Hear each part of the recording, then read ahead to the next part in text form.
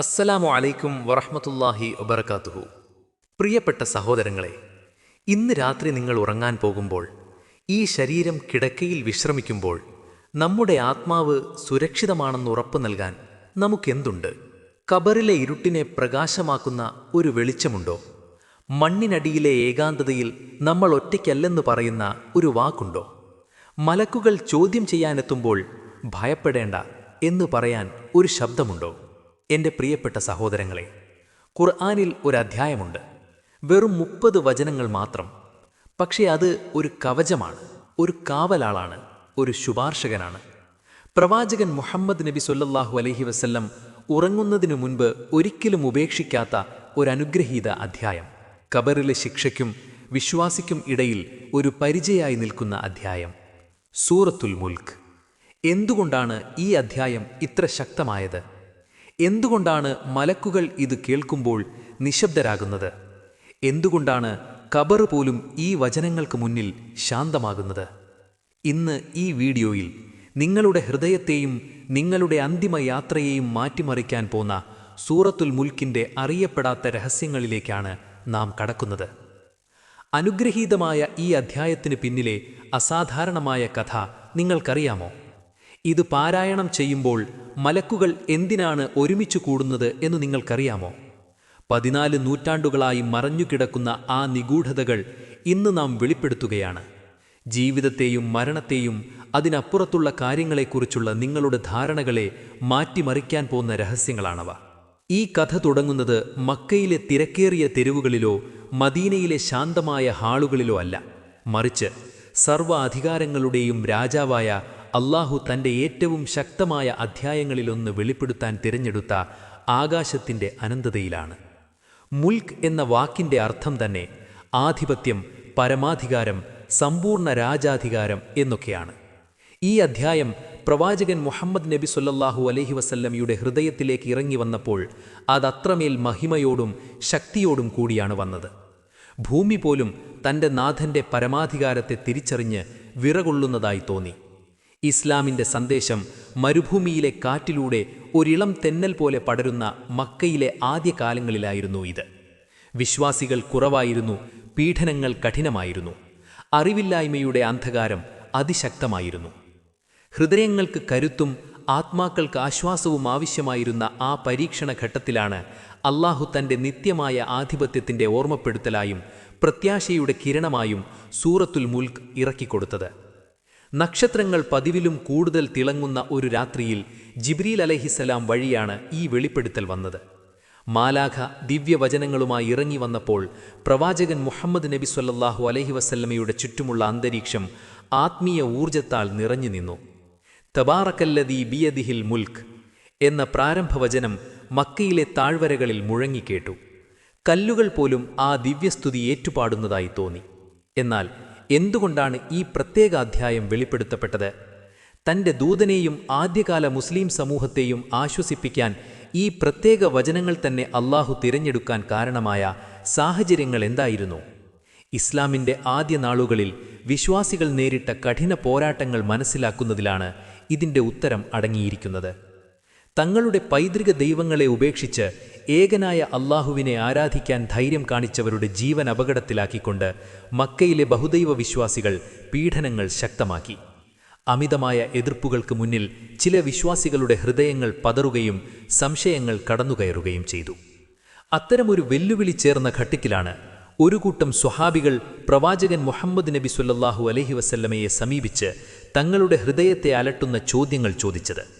അല്ലാഹുവിൻ്റെ ദൂതരെ, അവർ ചോദിച്ചു, ശത്രുക്കളുടെ ശക്തിയും അവരുടെ എണ്ണവും കരുത്തും കാണുമ്പോൾ ഞങ്ങളുടെ ഈ പോരാട്ടങ്ങൾക്ക് പിന്നിലെ യുക്തിയെക്കുറിച്ച് ഞങ്ങൾ ചിന്തിച്ചു പോകുന്നുണ്ട്.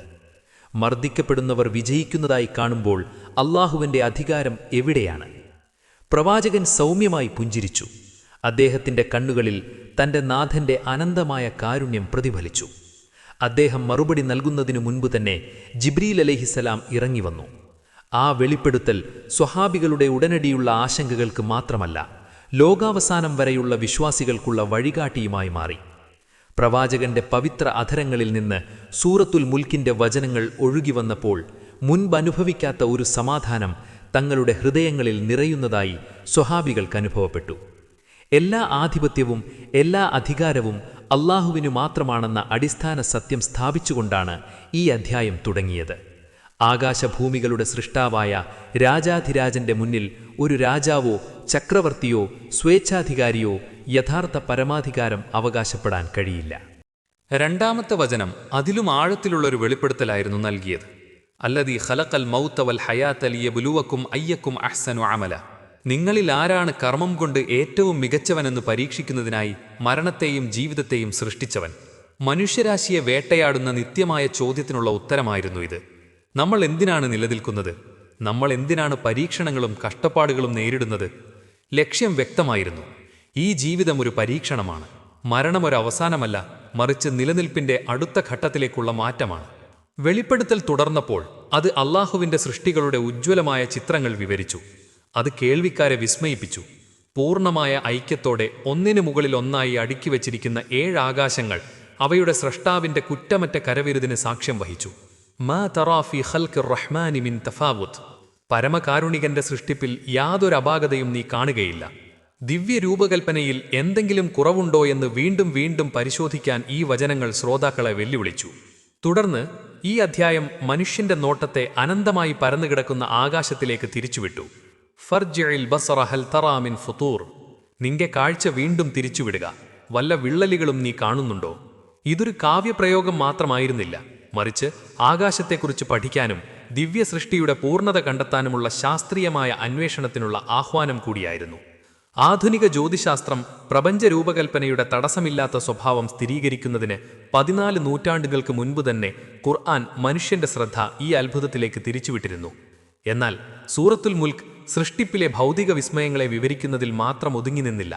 അത് ആത്മീയ ലോകത്തേക്ക് ആഴത്തിൽ ഇറങ്ങിച്ചെല്ലുകയും വിശ്വാസികളെ സംരക്ഷിക്കുന്ന അദൃശ്യരായ കാവൽക്കാരെയും പ്രപഞ്ചത്തിന്റെ ക്രമം നിലനിർത്താൻ അശ്രാന്തമായി പരിശ്രമിക്കുന്ന ശക്തികളെയും വെളിപ്പെടുത്തുകയും ചെയ്തു.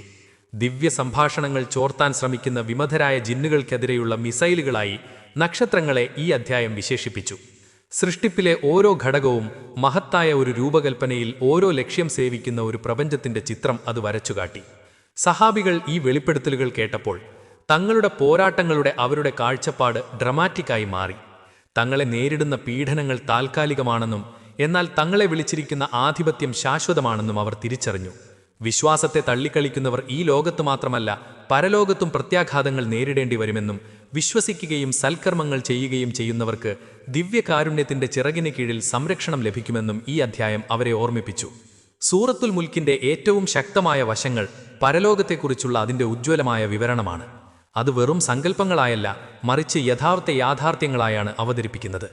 തങ്ങൾ നിഷേധിച്ച സത്യം മനസ്സിലാക്കുമ്പോൾ സത്യനിഷേധികൾ എത്രത്തോളം ഭയപ്പെടുമെന്ന് ഈ അധ്യായം വിവരിക്കുന്നു. ഏറ്റുപറച്ചിൽ കൊണ്ട് ഉപകാരമില്ലാത്ത ഘട്ടത്തിൽ അവർ എങ്ങനെ തങ്ങളുടെ പാപങ്ങൾ സമ്മതിക്കുമെന്നും നരകത്തിന്റെ ആളിപ്പടരുന്ന തീയിലേക്ക് അവർ എറിയപ്പെടുമ്പോൾ അതിന്റെ ഭയാനകമായ ഗർജനവും രോഷവും അവർ സാക്ഷ്യം വഹിക്കുമെന്നും അത് വ്യക്തമാക്കുന്നു. ആ വിവരണം എത്രത്തോളം വ്യക്തമാണെന്ന് വെച്ചാൽ കേൾവിക്കാർക്ക് തീയുടെ ചൂടും ദിവ്യമാർഗം നിഷേധിച്ചവരുടെ വേദനയുള്ള നിലവിളികളും അനുഭവിക്കാൻ കഴിയും. കുല്ലമാ ഉൽക്കിയ ഫീഹ ഫൗജുൻ സഅലഹും ഖസനതുഹ അലം യഅതികും നദീർ. ഒരു കൂട്ടം ആളുകൾ അതിലേക്ക് എറിയപ്പെടുമ്പോഴെല്ലാം അതിന്റെ കാവൽക്കാർ അവരോട് ചോദിക്കും, നിങ്ങളിലേക്കൊരു മുന്നറിയിപ്പുകാരൻ വന്നിരുന്നില്ലേ? ഈ ചോദ്യം അധ്യായത്തിലുടനീളം ഒരു വേട്ടയാടുന്ന പല്ലവി പോലെ മുഴങ്ങുന്നു. ദിവ്യമാർഗത്തെക്കുറിച്ച് അറിവുണ്ടായിരുന്നില്ല എന്ന് ആർക്കും അവകാശപ്പെടാൻ കഴിയില്ല എന്ന് ഇത് മനുഷ്യരാശിയെ ഓർമ്മിപ്പിക്കുന്നു. എന്നാൽ ഈ കഠിന മുന്നറിയിപ്പുകൾക്കൊപ്പം തന്നെ സൂറത്തുൽ മുൽക്ക് വിശ്വാസികൾക്ക് പ്രതീക്ഷയും ഉറപ്പും നൽകുന്നു. തങ്ങളുടെ രക്ഷിതാവിനെ അദൃശ്യമായി ഭയപ്പെടുന്നവർക്ക് പാപമോചനവും വലിയ പ്രതിഫലവുമുണ്ടെന്നത് വിവരിക്കുന്നു. വിശ്വാസികളുടെയും അവിശ്വാസികളുടെയും അന്ത്യത്തിൻ തമ്മിലുള്ള ഈ വ്യത്യാസം സൽക്കർമ്മങ്ങൾക്കും ആത്മാർത്ഥ വിശ്വാസത്തിനും ഒരു പ്രബല പ്രചോദനമായി വർത്തിക്കുന്നു. മനുഷ്യരാശിയുടെ നിലനിൽക്കുന്ന ഉത്കണ്ഠകളിലൊന്നായ ദാരിദ്ര്യഭയത്തെക്കുറിച്ചാണ് ഈ അധ്യായം പിന്നീട് സംസാരിക്കുന്നത്. സാമ്പത്തിക പ്രയാസങ്ങൾ നേരിടുന്ന എണ്ണമറ്റ മുസ്ലിങ്ങൾക്ക് ആശ്വാസം നൽകുന്ന വചനങ്ങളിലൂടെ എല്ലാ സൃഷ്ടികൾക്കും ഉപജീവനം നൽകുന്നത് താനാണെന്ന് അല്ലാഹു തൻ്റെ ദാസന്മാരെ ഓർമ്മിപ്പിക്കുന്നു. അമ്മൻ ഹാദല്ലദീ യർസുഖുക്കും ഇൻ അംസക റിസ്ഖഹു. അവൻ തൻ്റെ ഉപജീവനം തടഞ്ഞുവെച്ചാൽ നിങ്ങൾക്ക് ഉപജീവനം നൽകാൻ ആരുണ്ട്? വിശ്വാസത്തിനു വേണ്ടി ആദ്യകാല മുസ്ലിം സമൂഹം സാമ്പത്തിക ബഹിഷ്കരണവും സാമൂഹിക ഒറ്റപ്പെടലും നേരിട്ട സമയത്താണ് ഈ ഓർമ്മപ്പെടുത്തൽ വന്നത്. മക്കയിലെ ഗോത്രങ്ങൾ മുസ്ലിങ്ങൾക്കെതിരെ നടത്തിയ സാമ്പത്തിക യുദ്ധം കഠിനമായിരുന്നു. ഉപജീവന മാർഗങ്ങൾ തടയപ്പെട്ടു, വ്യാപാര ബന്ധങ്ങൾ വിച്ഛേദിക്കപ്പെട്ടു. വിശ്വാസം ഉപേക്ഷിക്കുന്നതിനേക്കാൾ പട്ടിണി കിടക്കാൻ പലരും തയ്യാറായി. ഈ സാഹചര്യത്തിലാണ് തങ്ങളുടെ ഉപജീവനം അള്ളാഹുവിൽ നിന്നാണെന്നും അള്ളാഹു തൻ്റെ ദാസന്മാർക്കായി വിധിച്ചത് തടയാൻ ഒരു മനുഷ്യശക്തിക്കും കഴിയില്ലെന്നും വിശ്വാസികൾക്ക് ഉറപ്പു നൽകുന്ന വചനങ്ങൾ അള്ളാഹു വെളിപ്പെടുത്തിയത്. അധ്യായം പുരോഗമിക്കുമ്പോൾ 7-ാം നൂറ്റാണ്ടിലെ അറേബ്യയിലെ മരുഭൂമി നിവാസികളിൽ ആഴത്തിൽ പ്രതിഫലിക്കുന്ന മറ്റൊരു ശക്തമായ രൂപകം അത് അവതരിപ്പിക്കുന്നു. അള്ളാഹു തൻ്റെ നിയന്ത്രണത്തെ അവരുടെ കഠിനമായ സാഹചര്യത്തിലെ ഏറ്റവും വിലപ്പെട്ട വിഭവമായ വെള്ളത്തോട് ഉപമിക്കുന്നു. കുൽ അറഅയ്തും ഇൻ അസ്ബഹ മാഉകും ഗൗറൻ ഫമൻ യഅതീകും ബിമാഇൻ മഈൻ. പറയുക, നിങ്ങളുടെ വെള്ളം ഭൂമിയിലേക്ക് വറ്റിപ്പോയാൽ ആരാണ് നിങ്ങൾക്ക് ഒഴുകുന്ന വെള്ളം കൊണ്ടുവരിക എന്ന് നിങ്ങൾ ചിന്തിച്ചിട്ടുണ്ടോ? അറേബ്യൻ ജീവിതത്തിൻ്റെ കാതലായ വശത്തെയാണ് ഈ വചനം സ്പർശിച്ചത്. അവിടെ ജീവിതവും മരണവും തമ്മിലുള്ള വ്യത്യാസം പലപ്പോഴും ജലസ്രോതസ്സുകളെ ആശ്രയിച്ചായിരുന്നു.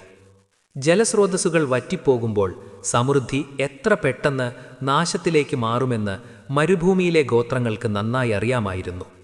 ഈ രൂപകം ഉപയോഗിക്കുന്നതിലൂടെ വെള്ളത്തിനായി തങ്ങളെപ്പോലെ തന്നെ അള്ളാഹുവിനെ ആശ്രയിക്കുന്നതുപോലെ ജീവിതത്തിലെ മറ്റെല്ലാ കാര്യങ്ങളിലും അവർ അവനെ ആശ്രയിക്കുന്നുവെന്ന് അള്ളാഹു അവരെ ഓർമ്മിപ്പിക്കുകയായിരുന്നു. സൂറത്തുൽ മുൽക്കിൻ്റെ വെളിപ്പെടൽ ആദ്യകാല മുസ്ലിം സമൂഹത്തിൽ ഉടനടിയും ആഴത്തിലുള്ളതുമായ സ്വാധീനം ചെലുത്തി. വിശ്വാസത്തിൽ പതറിക്കൊണ്ടിരുന്നവർക്ക് പുതിയ കരുത്തും ഉറപ്പും ലഭിച്ചു. ഭാവിയെക്കുറിച്ച് ഉത്കണ്ഠയുള്ളവരായിരുന്നവർ സമാനതകളില്ലാത്ത സമാധാനം കണ്ടെത്തി. പീഡനങ്ങളുടെ ഇരുണ്ട നിമിഷങ്ങളിൽ ഈ അധ്യായം ആശ്വാസത്തിൻ്റെ ഉറവിടമായും ഉറച്ചു നിൽക്കുന്നവർക്കായി കാത്തിരിക്കുന്ന അന്തിമ വിജയത്തിൻ്റെ ഓർമ്മപ്പെടുത്തലായും മാറി. എന്നാൽ സൂറത്തുൽ മുൽക്കിൻ്റെ യഥാർത്ഥ ശക്തി വെളിപ്പെട്ടത് അതിൻ്റെ സവിശേഷ പ്രാധാന്യത്തെക്കുറിച്ചുള്ള മുഹമ്മദ് നബി സല്ലല്ലാഹു അലൈഹി വസല്ലമയുടെ അധ്യാപനങ്ങളിലൂടെയാണ്. അനേകം ആധികാരിക ഹദീസുകളിൽ പ്രവാചകൻ സല്ലല്ലാഹു അലൈഹി വസല്ലം ഈ അധ്യായത്തെ വിവരിച്ചത് ഈ ജീവിതത്തിനപ്പുറം ഖബറിലേക്കും പരലോകത്തേക്കും നീളുന്ന സവിശേഷ സംരക്ഷണ ഗുണങ്ങളുള്ളതൊന്നായാണ്. മഹാനായ അബ്ദുല്ലാഹിബ്നു മസ്ഊദ് റിപ്പോർട്ട് ചെയ്യുന്നു, മുഹമ്മദ് നബി സല്ലല്ലാഹു അലൈഹി വസല്ലം പറഞ്ഞു, ആരെങ്കിലും എല്ലാ രാത്രിയിലും സൂറത്തുൽ മുൽക്ക് പാരായണം ചെയ്താൽ അള്ളാഹു അവനെ ഖബറിലെ ശിക്ഷയിൽ നിന്ന് സംരക്ഷിക്കും. അള്ളാഹുവിൻ്റെ ദൂതൻ്റെ കാലത്ത് ഞങ്ങൾ ഇതിനെ അൽ മാനിഅ അഥവാ സംരക്ഷകൻ എന്നാണ് വിളിച്ചിരുന്നത്. ഈ ഹദീസ് വെളിപ്പെടുത്തുന്നത് പ്രവാചകന്റെ ജീവിതകാലത്ത് തന്നെ സഹാബികൾ ഈ അധ്യായത്തിൻ്റെ പ്രത്യേക സംരക്ഷണ ശക്തി തിരിച്ചറിഞ്ഞിരുന്നു, അതിന് ആ ഗുണത്തെ സൂചിപ്പിക്കുന്ന പേര് നൽകിയിരുന്നു എന്നാണ്. സൂറത്തുൽ മുൽക്ക് വാഗ്ദാനം ചെയ്യുന്ന സംരക്ഷണം മനുഷ്യരാശിയുടെ ഏറ്റവും വലിയ ഭയങ്ങളിലൊന്നായ മരണാനുഭവത്തിലേക്കും അതിനുശേഷമുള്ള കാര്യങ്ങളിലേക്കും നീളുന്നു. ഇസ്ലാമിക ദൈവശാസ്ത്രത്തിൽ ഒരാൾ മരിച്ച് അടക്കം ചെയ്യപ്പെട്ടു കഴിഞ്ഞാൽ ഖബറിൽ മുൻകർ നക്കീർ എന്നീ 2 മലക്കുകളുടെ ചോദ്യം ചെയ്യലിനെ അവർ നേരിടേണ്ടി വരും. ഒരുക്കമില്ലാത്തവർക്ക് ഈ അനുഭവം ഭയാനകമായിരിക്കും. എന്നാൽ സൂറത്തുൽ മുൽക്ക് ഖബറിലെ ശിക്ഷയ്ക്കെതിരെയുള്ള കവചമായി വർത്തിക്കുന്നു. മഹാനായ അബൂ ഹുറൈറ നിവേദനം ചെയ്യുന്നു, പ്രവാചകൻ പറഞ്ഞു, തീർച്ചയായും ഖുർആനിൽ 30 വചനങ്ങളുള്ള ഒരധ്യായമുണ്ട്. അതൊരാൾക്ക് പാപമോചനം ലഭിക്കുന്നതുവരെ അയാൾക്കായി ശുപാർശ ചെയ്യും. ഈ അധ്യായത്തിൻ്റെ മറ്റൊരു തലത്തിലുള്ള ശക്തിയാണ് ഈ ഹദീസ് വെളിപ്പെടുത്തുന്നത്. ഇത് പതിവായി പാരായണം ചെയ്യുന്നവർക്കു വേണ്ടി അള്ളാഹുവിൻ്റെ മുൻപിൽ വാദിക്കാനും അവർക്കായി പാപമോചനം തേടാനുമുള്ള കഴിവ്. ഇസ്ലാമിക ദൈവശാസ്ത്രത്തിലെ ശുപാർശ എന്ന സങ്കല്പം വളരെ ആഴത്തിലുള്ളതും ആശ്വാസം നൽകുന്നതുമാണ്. പാപമോചനം നൽകാനോ ശിക്ഷിക്കാനോ ഉള്ള അന്തിമ അധികാരം അള്ളാഹുവിനാണെങ്കിലും ചില വചനങ്ങൾക്കും അധ്യായങ്ങൾക്കും സൽപ്രവൃത്തികൾക്കും അവ ചെയ്യുന്നവർക്കു വേണ്ടി സംസാരിക്കാനുള്ള കഴിവ് അള്ളാഹു നൽകിയിട്ടുണ്ട്. ഈ അനുഗ്രഹീത ശുപാർശകരുടെ കൂട്ടത്തിൽ സൂറത്തുൽ മുൽക്ക് ഉൾപ്പെടുന്നു. ഇത് പതിവായി പാരായണം ചെയ്യുന്നവരുടെ അഭിഭാഷകനായി ഇത് നിൽക്കുന്നു. മഹാനായ ഇമാം അഹ്മദ് തൻ്റെ മുസ്നദിൽ ജാബിർ റളിയല്ലാഹു അൻഹു പറഞ്ഞതായി രേഖപ്പെടുത്തുന്നു, അലിഫ് ലാം മീം തൻസീൽ സൂറ സജദ, തബാറക്കല്ലദീ ബിയദിഹിൽ മുൽക്ക് സൂറ മുൽക്ക് എന്നിവ പാരായണം ചെയ്യാതെ പ്രവാചകൻ ഉറങ്ങാറില്ലായിരുന്നു. ഉറങ്ങുന്നതിന് മുമ്പ് സൂറത്തുൽ മുൽക്ക് പാരായണം ചെയ്യുന്നത് പ്രവാചകൻ തൻ്റെ പതിവാക്കി മാറ്റിയിരുന്നുവെന്ന് ഇത് കാണിക്കുന്നു. ഇന്നും മുസ്ലിങ്ങൾ പിന്തുടരുന്ന ഒരു സുന്നത്താണിത്. ഉറക്കത്തിനു മുമ്പ് സൂറത്തുൽ മുൽക്ക് ഓതുന്നതിനു പിന്നിലെ യുക്തി ഇസ്ലാമിക അധ്യാപനങ്ങളിലെ ഉറക്കത്തിൻ്റെയും മരണത്തിൻ്റെയും സ്വഭാവം മനസ്സിലാക്കുമ്പോൾ വ്യക്തമാകും. ഇസ്ലാമിക ചിന്തയിൽ ഉറക്കമെന്നത് ഒരു ചെറിയ മരണം പോലെയാണ്. ശരീരത്തിൻ്റെ ബോധപൂർണമായ നിയന്ത്രണത്തിൽ നിന്ന് ആത്മാവ് താൽക്കാലികമായി വേർപിരിയുന്ന അവസ്ഥ. മരണമെന്നത് മറ്റൊരു ലോകത്തേക്കുള്ള മാറ്റമാണെന്നതുപോലെ ഉറക്കമെന്നത് സ്വപ്നങ്ങളുടെയും ആത്മീയ അനുഭവങ്ങളുടെയും ലോകത്തേക്കുള്ള ഓരോ രാത്രിയിലുമുള്ള യാത്രയാണ്. ഉറക്കത്തിനു മുമ്പ് സൂറത്തുൽ മുൽക്ക് ഓതുന്നതിലൂടെ ഈ ദുർബലാവസ്ഥയിൽ മുസ്ലിങ്ങൾ തങ്ങളെ ദിവ്യമായ സംരക്ഷണത്താൽ വലയം ചെയ്യുന്നു. ഈ അധ്യായം ഒരാത്മീയ കവചമായി പ്രവർത്തിക്കുകയും രാത്രികാല യാത്രയിൽ ആത്മാവിനെ സംരക്ഷിക്കുകയും ചെയ്യുന്നു. സൂറത്തുൽ മുൽക്കിന്റെ 30 വചനങ്ങൾ ക്രമീകരിച്ചിരിക്കുന്നത് ഓതുന്നയാളെ ഒരു സമ്പൂർണ്ണ ആത്മീയ യാത്രയിലേക്ക് കൊണ്ടുപോകുന്ന രീതിയിലാണ്. അള്ളാഹുവിൻ്റെ സമ്പൂർണ്ണ പരമാധികാരത്തിന്റെ സ്ഥിരീകരണത്തോടെ ആരംഭിച്ച് ദിവ്യമായ കരുതലിനെക്കുറിച്ചും മനുഷ്യന്റെ ഉത്തരവാദിത്വത്തെക്കുറിച്ചുമുള്ള പ്രായോഗിക ഓർമ്മപ്പെടുത്തലുകളോടെ അത് അവസാനിക്കുന്നു. ഓരോ വചനവും തൊട്ടു മുൻപുള്ള വചനത്തിന്മേൽ കെട്ടിപ്പടുപ്പിരിക്കുന്നു. ഇത് മനുഷ്യന്റെ നിലനിൽപ്പിന്റെ പ്രപഞ്ചകമായ വശങ്ങളെയും വ്യക്തിപരമായ വശങ്ങളെയും അഭിസംബോധനം ചെയ്യുന്ന സമഗ്രമായ ഒരു ലോകവീക്ഷണം സൃഷ്ടിക്കുന്നു. പ്രാരംഭ വചനങ്ങൾ അള്ളാഹുവിന്റെ പരമാധികാരത്തെ പ്രഖ്യാപിച്ചുകൊണ്ട് അടിത്തറയിടുന്നു. മധ്യഭാഗത്തെ വചനങ്ങൾ ഓതുന്നയാളെ ഒരാകാശത്തിലൂടെയുള്ള യാത്രയ്ക്ക് കൊണ്ടുപോകുന്നു. തുടർന്ന് അവിശ്വാസികളെയും വിശ്വാസികളെയും കാത്തിരിക്കുന്ന പരലോകത്തെ അവസ്ഥകൾ വിവരിക്കുന്നു. അവസാന വചനങ്ങൾ ഈ പ്രപഞ്ച കാഴ്ചപ്പാടിനെ വ്യക്തിപര തലത്തിലേക്ക് കൊണ്ടുവരികയും ഉപജീവനത്തിനും സംരക്ഷണത്തിനുമായി അള്ളാഹുവിനെ ആശ്രയിക്കേണ്ടതിനെക്കുറിച്ച് ഓർമ്മിപ്പിക്കുകയും ചെയ്യുന്നു. ഈ ഘടന സൂറത്തുൽ മുൽക്കിനെ ഉറക്കത്തിനു മുമ്പുള്ള പാരായണത്തിന് ഏറ്റവും അനുയോജ്യമാക്കുന്നു. പാരായണം ചെയ്യുന്നവൻ അള്ളാഹുവിന്റെ പരമാധികാരം അംഗീകരിച്ചുകൊണ്ട് തുടങ്ങുന്നു. സൃഷ്ടിപ്പിലെ അത്ഭുതങ്ങളിലൂടെ സഞ്ചരിക്കുന്നു. മരണാനന്തര ജീവിതത്തിലെ യാഥാർത്ഥ്യങ്ങളെ അഭിമുഖീകരിക്കുന്നു. അവസാനം തന്റെ ആവശ്യങ്ങളും ഭയങ്ങളും എല്ലാം നിയന്ത്രിക്കുന്നവനെ ഏൽപ്പിക്കുന്നു. സൂറത്തുൽ മുൽക്കിന്റെ ഭാഷാപരമായ ഭംഗി ചരിത്രത്തിലുടനീളം അറബി ഭാഷാ വിദഗ്ധരും ഇസ്ലാമിക പണ്ഡിതന്മാരും ആഘോഷിച്ചിട്ടുണ്ട്. വൈവിധ്യമാർന്ന സാഹിത്യ സങ്കേതങ്ങൾ ഈ അധ്യായം ഉപയോഗിക്കുന്നു. ആവർത്തിച്ചുള്ള ചില ശൈലികളുടെയും സങ്കല്പങ്ങളുടെയും ഉപയോഗം ഒരു മനോഹര പ്രഭാവം സൃഷ്ടിക്കുന്നു. ഇത് പാരായണം ചെയ്യുന്നവരുടെ ബോധമനസ്സിൽ അധ്യായത്തിന്റെ അധ്യാപനങ്ങൾ ആഴത്തിൽ പതിയാൻ സഹായിക്കുന്നു. ഓതുന്നവന്റെ ബുദ്ധിയെ ഉണർത്തുന്ന ചോദ്യങ്ങൾ ഇതിന്റെ പ്രത്യേകതയാണ്. നീ വല്ല അപാകതയും കാണുന്നുണ്ടോ? നിങ്ങൾക്ക് ഉപജീവനം തടഞ്ഞുവെച്ചാൽ നിങ്ങൾക്ക് ഉപജീവനം നൽകാൻ ആരുണ്ട്? എന്നിങ്ങനെയുള്ള ചോദ്യങ്ങൾ കേവലം സാഹിത്യ ശൈലികളല്ല, മറിച്ച് ആഴത്തിലെ ചിന്തയിലേക്കും ആത്മീയ അന്വേഷണത്തിലേക്കുമുള്ള ക്ഷണങ്ങളാണ്. മരണത്തെ ഒരു നിഷിദ്ധ വിഷയമായി കാണുന്ന ലോകത്ത് മരണത്തെ ഒരു യാദൃച്ഛിക അവസരമായല്ല, മറിച്ച് ദിവ്യമായ പദ്ധതിയുടെ ഭാഗമായാണ് ഈ അധ്യായം അവതരിപ്പിക്കുന്നത്. പരലോകത്തെക്കുറിച്ചുള്ള ഉജ്ജ്വലമായ വിവരണങ്ങൾ ധാർമ്മികമായ പെരുമാറ്റത്തിനും ആത്മീയമായ തയ്യാറെടുപ്പിനും പ്രചോദനമാകുന്നു. ആധുനിക വെല്ലുവിളികൾക്കും സൂറത്തുൽ മുൽക്ക് പരിഹാരം നൽകുന്നു. ഇത് ധാർമ്മിക മൂല്യച്യുതിയും ഭൗതികവാദത്തിനുമെതിരെ മുന്നറിയിപ്പ് നൽകുന്നു. പ്രപഞ്ച ഓർഡറിന്മേലുള്ള ഇതിന്റെ ഊന്നൽ പരിസ്ഥിതി നാശനത്തെക്കുറിച്ചുള്ള ആശങ്കകളെ അഭിസംബോധനം ചെയ്യുന്നു. സാമ്പത്തിക അസ്ഥിരതയുടെ കാലത്ത് യഥാർത്ഥ സുരക്ഷ ഭൗതിക സമ്പാദ്യങ്ങളിലല്ല, അള്ളാഹുവിലാണെന്ന് ഓർമ്മിപ്പിക്കുന്നു. ലോകമെമ്പാടുമുള്ള മുസ്ലിം സമൂഹങ്ങൾ സൂറത്തുൽ മുൽക്കുമായി പുലർത്തുന്ന ബന്ധം സാംസ്കാരികവും ഭാഷാപരവുമായ അതിരുകൾക്കതീതമാണ്. ഇന്ത്യയിലെ പള്ളികളിലായാലും ഇന്തോനേഷ്യയിലെ വീടുകളിലായാലും നൈജീരിയയിലെ ഗ്രാമങ്ങളിലായാലും സുരക്ഷയ്ക്കും അർത്ഥത്തിനും ദിവ്യമായ ബന്ധത്തിനുമായി തിരയുന്ന മനുഷ്യ അനുഭവങ്ങളെയാണ് ഈ അധ്യായം സ്പർശിക്കുന്നത്. ആധുനിക ഡിജിറ്റൽ യുഗം മൊബൈൽ ആപ്ലിക്കേഷനുകളിലൂടെയും മറ്റും സൂറത്തുൽ മുൽക്കിനെ കൂടുതൽ അടുത്തറിയാൻ സഹായിക്കുന്നു. സൂറത്തുൽ മുൽക്ക് ഇസ്ലാമിക ചരിത്രത്തിലുടനീളം വ്യക്തികളിലും സമൂഹങ്ങളിലും ചെലുത്തിയ ആഴത്തിലുള്ള സ്വാധീനത്തെക്കുറിച്ച് ചിന്തിക്കുമ്പോൾ മുഹമ്മദ് നബി സല്ലല്ലാഹു അലൈഹി വസല്ലം ഇതിന് ഇത്രയധികം പ്രാധാന്യം നൽകിയത് എന്തുകൊണ്ടാണെന്ന് നമുക്ക് മനസ്സിലാക്കാം. ഈ അധ്യായം കേവലം പാരായണം ചെയ്യാനുള്ള വരികളല്ല, മറിച്ച് അസ്തിത്വത്തിന്റെ സ്വഭാവം, ജീവിതത്തിന്റെ ലക്ഷ്യം, ഓരോ ആത്മാവും അഭിമുഖീകരിക്കേണ്ട അന്തിമ ലക്ഷ്യസ്ഥാനം എന്നിവ മനസ്സിലാക്കാനുള്ള സമഗ്രമായ വഴികാട്ടിയാണ്. സൂറത്തുൽ മുൽക്കിന്റെ കഥ അള്ളാഹുവിന്റെ അനന്തമായ ജ്ഞാനവും കരുണയും വെളിപ്പെടുത്തുന്നു.